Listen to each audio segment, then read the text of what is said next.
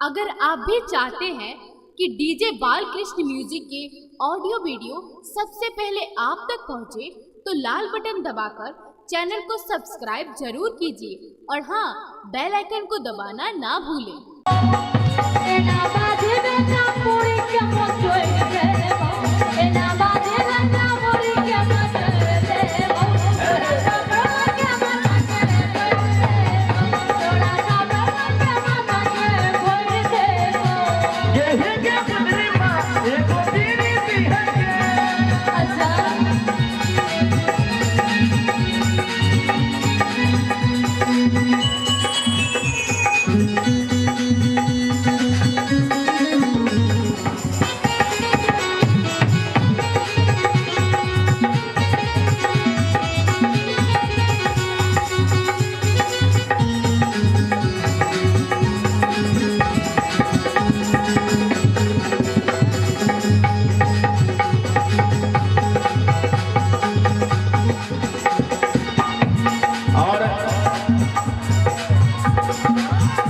दयाराम पासवान जी की तरफ से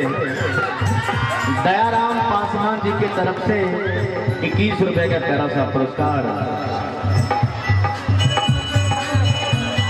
और इनका कहना है गुरु संत के लिए संपर्क करें। सुषमा जी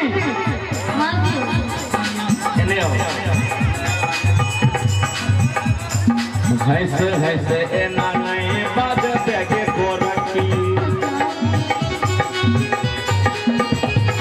हैसे हैसे एना नहीं बात बेगे गोरखी जान मारे तो हरो पपनी जान मारे तो हरो और हनी पत्थर की तोरा ले ले हम भैया सब ले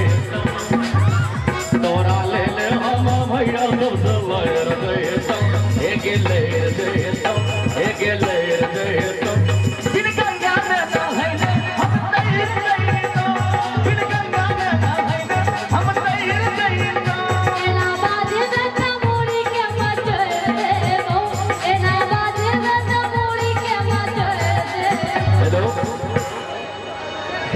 तोरा मुड़िए के मचोड़ देबो।